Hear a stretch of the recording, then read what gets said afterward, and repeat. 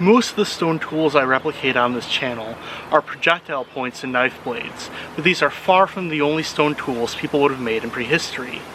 Prehistoric people would have needed a wide variety of stone tools to suit a wide variety of tasks. Hide tanning would have been important to make clothes, containers, and more. In order to remove the meat on the inside and the hair on the outside of a hide, people used endscrapers to scrape away these parts. Most archaeological examples of endscrapers weren't simply grasped in the fingers, and were probably hafted to a handle like this, and microware analysis of these artifacts seems to support this. Hidescrapers were an important tool for archaeological cultures around the globe, and in this video, I demonstrate the process of replicating one, handle and all. I start making the stone endscraper first, striking off flakes of a core of St. Genevieve chert. I'm looking to remove a flake that is neither too thick nor thin, longer than it is wide, and has a slight downward curve near the far end of the flake. After removing several promising flakes of the hammerstone, I choose the best one and begin shaping it into a scraper. Prehistoric people would have certainly used flakes that were the byproducts of making other tools, though likely at times they were reducing chert with the exact intent of producing endscraper flake blanks.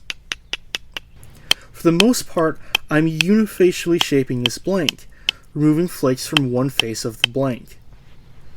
I flat nap the curved distal end to be the working end of the scraper, while I shape the proximal end to be narrower, as this is where it will sit in the handle. Archaeologists can identify these tools in the archaeological record due to their shape and in comparison to examples observed by anthropologists among people who in recent times still used these tools. However, with even more certainty, use-wear analysis can confirm that these tools are used for tanning hides, by examining the microscopic polishes left on the endscrapers themselves. Hide scraping tools were used by people all over the world for thousands of years, but were more common during periods like the late Pleistocene and early Holocene, when few people were making textile clothing. During this time, leather and tanned hide products would have been the standard for making clothes. Tightly sewn hide clothing is what allowed humans to survive in cold environments, and what allowed our species to spread all over the globe. Hide scraper use comes after a skin has been removed from an animal, at which point it is still covered in hair and the epidermis layer on one side, and the other side has muscle and membrane still attached. The scrapers are used to remove all of these so that the hide can be tanned and made into long-lasting, flexible material. Usually hides are scraped while stretched out on a frame or stretched staked to the ground to make it easier for the scraper to remove material. After the scraper is shaped, it is time to start making the handle. I select a maple tree branch that fell during a recent storm, which means that the wood is still green and easily worked. The same chert core that I use to make scraper blanks makes it a great improvised chopper to cut the branch.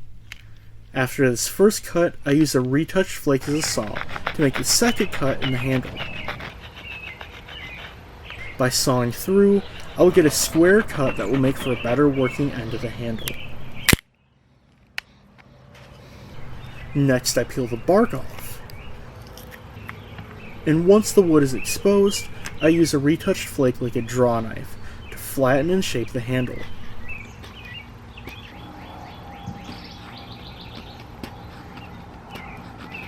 I use the chopper once again to flatten out the area of the wood where the endscraper will sit in the handle, and I continue shaping it. Ethnographic and experimental data show that a single napped stone endscraper is sufficient to scrape an entire hide, on both inner and outer sides. During the course of this tanning, it would have had to been resharpened about 7 to 10 times, and would have likely been used up by the end. As an endscraper gets resharpened, it gets shorter and shorter until it protrudes too little from the handle to be usable. Prehistoric peoples would have likely fitted their hide scrapers with new stone endscraper bits just prior to tanning a hide, to maximize the number of resharpenings available to them. They probably also made an excess of stone endscrapers whenever they anticipated tanning lots and lots of hides, such as before communal hunts. I used the sharp corner of a flake to begin scooping out a recess for the end scraper to fit into the wooden handle.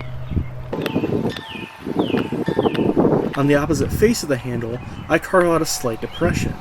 This will help the lashing material which holds the end scraper in place to stay in place and be more secure.